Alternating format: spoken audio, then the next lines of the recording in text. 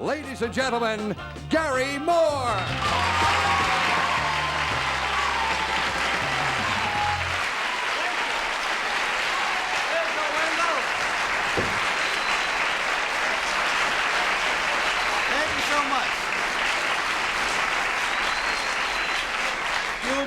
You'll be very glad to hear that I'm not going to stay out here very long by myself, because I have to tell you that our first spot is about food. And the minute I say the word food and the panel hears that, if they don't get out of here in a hurry, they start chewing on each other. So it's about food, and you'll have to wait to find out what kind and how come. And here's the hungry panel. Hey there. Nipsey Russell. Kitty Carlisle. Bill Cullen. And Peggy Cass.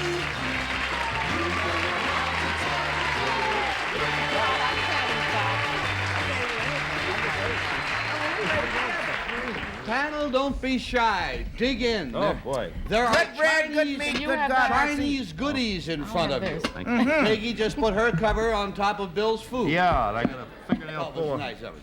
Each dish Aluminum. is individual unto itself. So play around, swap around if you like. I can't even. All right, let's lean back now and meet the man responsible. Let's say hello to our Chinese chef.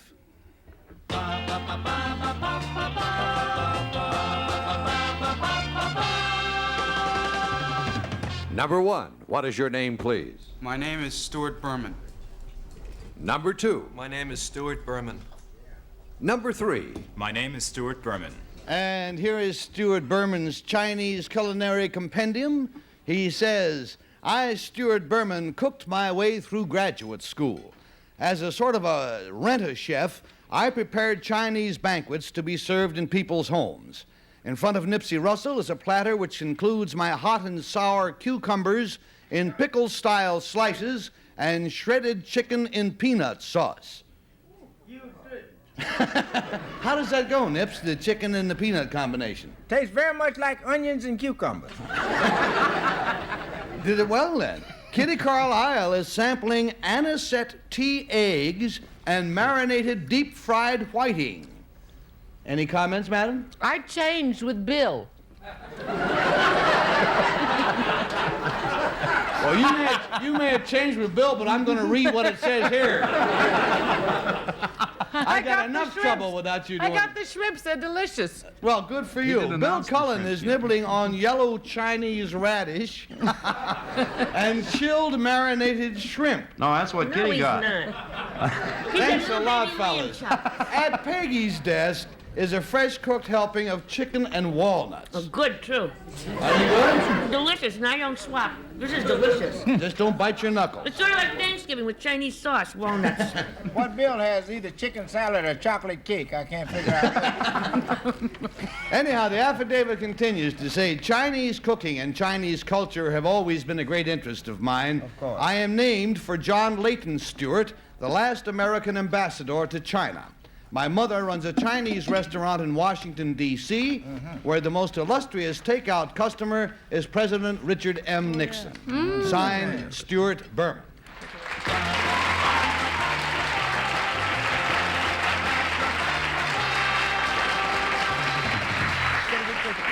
Can't you see Pat running down to the corner and say, 2 chow mein to go, Dick, and I want to live it up? You know?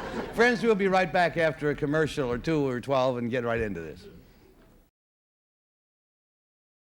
Hi, you remember us from a minute ago. You also remember that we have 3 gentlemen across here all claiming to be Stuart Berman, who has prepared the Chinese food that our panel is now devouring. And Peggy, we usually, for some reason, start our food questions with you. I can't imagine why. No, come on. Number 2, why do Bill's eggs there look so marbleized on the outside? Well, they're designed to look that way. It's supposed to simulate Chinese porcelain with the cracks. Oh, gee, that's It's cute. just a decorative effect. Oh, number 3, what's mushy pork?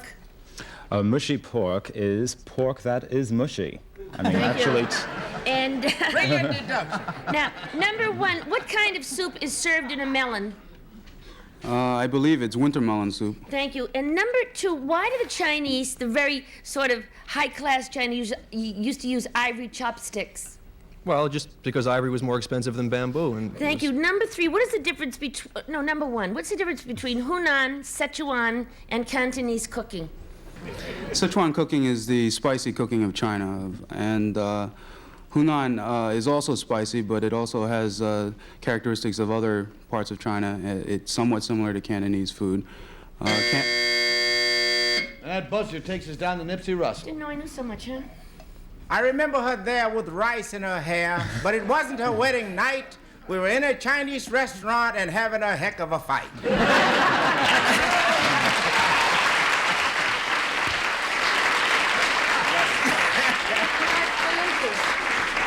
Number 1, can you tell me the name of that little concave instrument in which a lot of Chinese cooking is done? Well, Americans know that as a wok. And what do Chinese call it? Well, Cantonese call it a wok. I see. Seems only Okay, reasonable. number 2, which is considered a greater delicacy as a staple Chinese food, noodles or rice? well, each is a delicacy in the area that it's not available in. I noodles somewhat, but see, the South is the rice culture, and the North See. primarily noodles. Thank you. Number 3 is... Kitty Carlisle is Well, I next. find it very hard to keep my head on the questions when food is in front of me because I love to eat, but I'll try. Number 1, were you born in China? No, I was not. Oh, well, number 2, were you born in China? Yes, I was. And that's why you were named for John Leighton Stewart? Well, I might have been, even if my father had known him here, but I was named for him. I see. And number 3, I love good Chinese restaurants. Is your mother been in Washington a long time? She's been there for about 10 years, yes. I see. And number 2, who comes to get Mr. Nixon's food when he gets his takeout dinner? Just any aide that's around. all foreign things. Jill St. John, actually. No, that's a bad joke. That is a dish. I'd like to bring this conversation back to food. Very well, madam. When you... Let's go to the fellow who appreciates this kind of cooking more than anybody, I can tell you. Bill Peanut Butter Sandwich Cullen. Yeah, I ended up with it anyhow because without... You gotta bring Peggy a fork and a spoon because I got her chicken and walnuts in my lap here. I am... number 1, the one thing we haven't asked about all this, you prepare it to serve at a person's home. What is the cost of a complete, impressive Chinese dinner for, say, 12 people? I mean... Well, and a very special dinner would cost anywhere from $30 to $50 per person. Wow. Wow.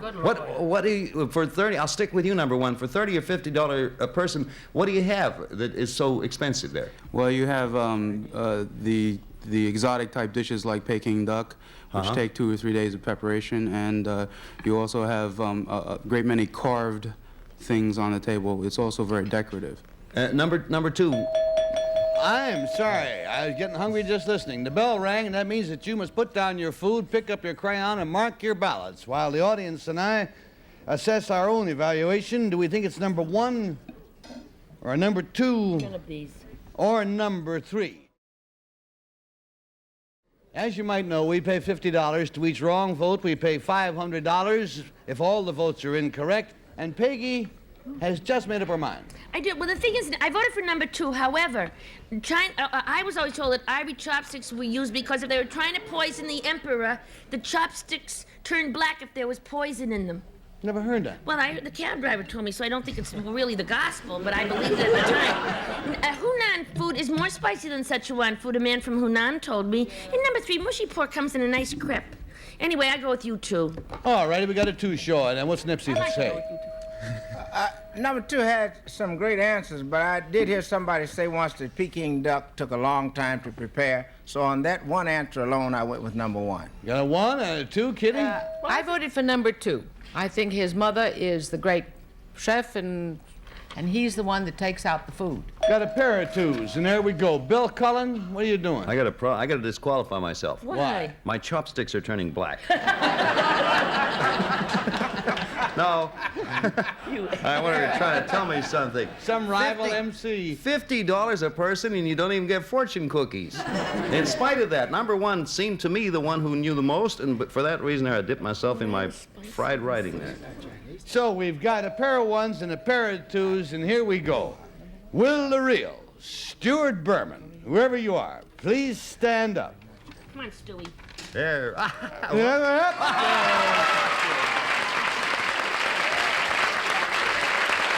Thank you, Stuart. Nice going, gentlemen. Number two, tell us about you. My name is Steve Zisk, and I'm just killing some time, actually, before I go on to graduate school in psychology in September. Oh, nice for you to kill it here. Thank you. And number three, tell us about you. My name is Bruce Michael Kalnitsky. I operate Bruce Michael Productions, a management and producing organization. Good luck. Stuart, now that graduate school is over, are you still sort of hiring yourself out as a part-time chef, or what are you doing? No, I'm not doing the catering service anymore. Presently, I rent myself out to individual and chain restaurants as a consultant, teaching their American chefs the art of Chinese cooking and instructing their managers in Chinese kitchen organization and management. Well, up on the executive level. Hey, good luck, Stuart. That sounds fine. Thank you, gentlemen, also for being with us on To Tell the Truth. Take care.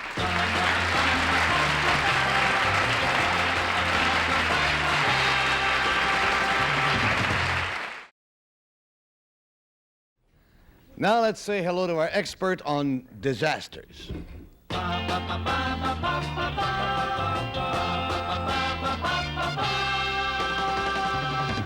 Number one, what is your name, please? My name is Russell Dines.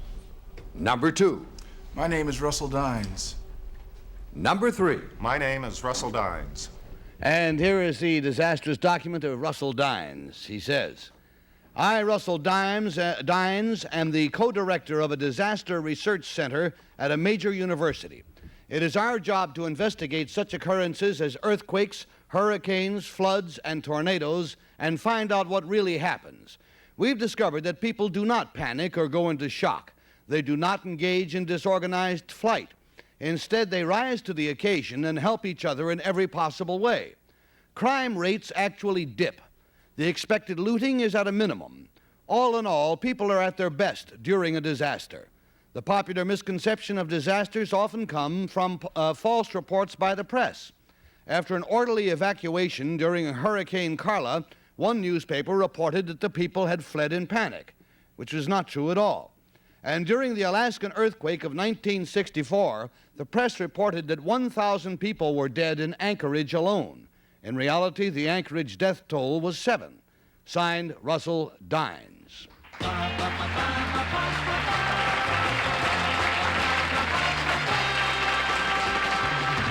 And Nipsey, I don't know how much you know about natural disasters, but have a go at it. Other than the ones in which I participate on stage, nothing. I tell you, number one, you stated in your affidavit here that looting is at a minimum, but I have read that in both the recent earthquake in Nicaragua and the crash of the 10/11 in Miami, the first people there were the looters.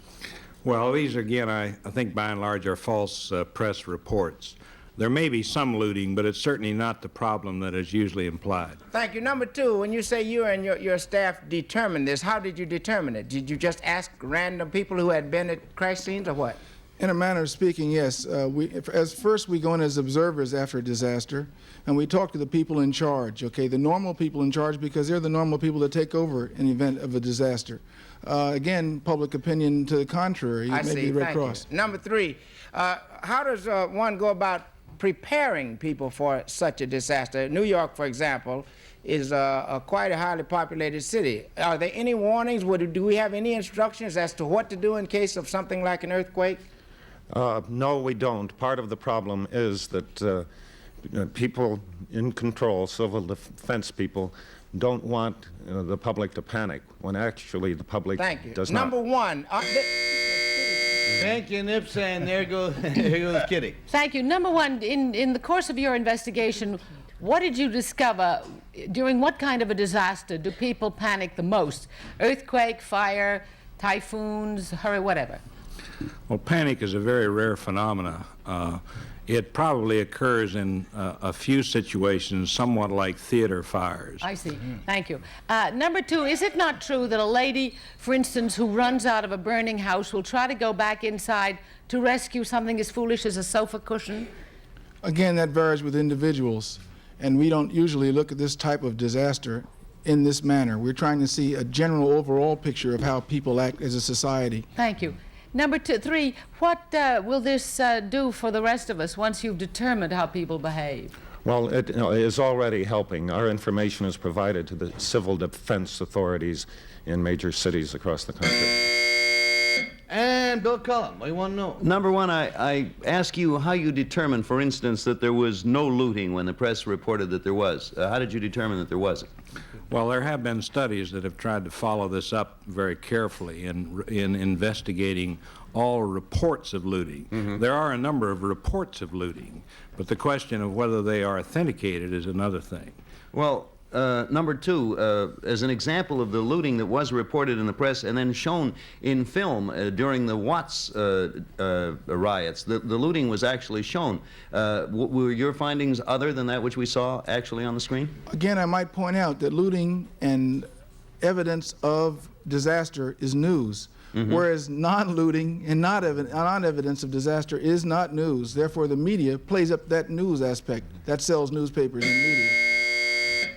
Peggy Cass, you're the last one here. Thank you. Number 1, was the Anchorage disaster was an earthquake, was it not? Right. Thank you. Number 2, what university are you with? Georgetown.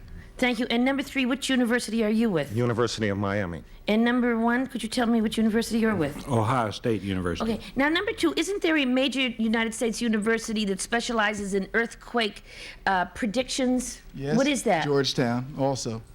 Oh, how about that? Now, number 3, is there something that happens above the ground when before an earthquake really strikes? Is there not an indication above ground of something that's going to happen below the ground? If you're talking about birds, that's a false indication. Thank you. Number 1, do you think San Francisco is due for another earthquake? Well, I think it's on a fault, yes. It's on San Andreas Fault. Thank you. Well, now, number 2, San Francisco built above exactly where they'd had an earthquake before, and apparently Managua, Nicaragua is going to build above that. It's okay that people don't panic, but shouldn't they smarten up and not build where they're going to get pushed down again? That's a common question that's asked me. Not necessarily. That's their home, that's where they live, and that's where they've been living, and they don't want to leave. Yeah, but if you had a leaky cellar, you'd try and sell it to somebody else and get out of there. I don't know. And I think at this point that we should vote. We should decide. What do we think? Do we think it's number 1? Or do we think it's number 2? Or do we think it's number 3? And Nipsey, if you've made up your mind, we'll ask for an expression, old man. I made up my mind when they walked out. Did you? He also said a number of things that I happen to know to be true, or which I have read and heard. So I think it's number 2, because he looks like I want him to look. And if you don't let it be number 2, I'm going to burn this joint to the ground.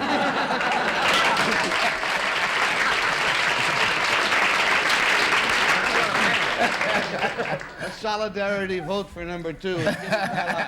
You don't mean that, Nipsey. No. No, I know you better than that. I'm going to vote for number 2, although I don't believe that that's the college that specializes in earthquake information, but I think it's number 2 also.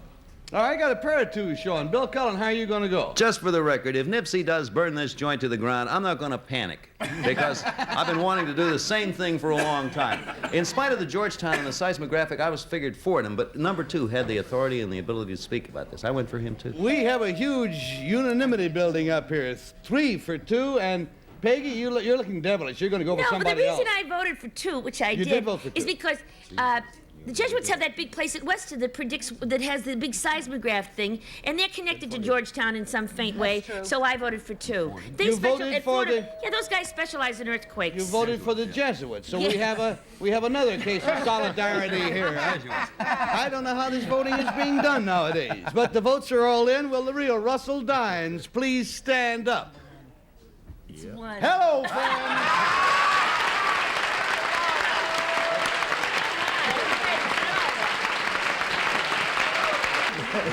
Marvelous job. Absolutely great. Let's find out about who your friends are, Mr. Dines. Number 2, what is your real name and what do you do? It should have been him.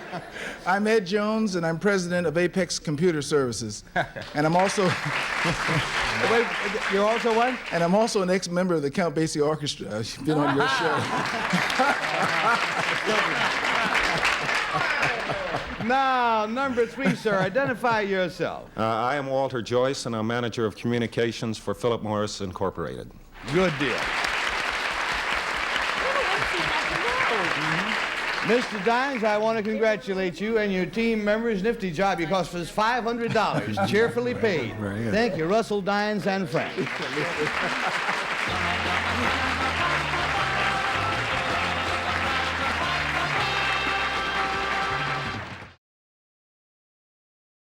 What do you do when they tell you you got 2 seconds to say goodbye? You say goodbye. Goodbye.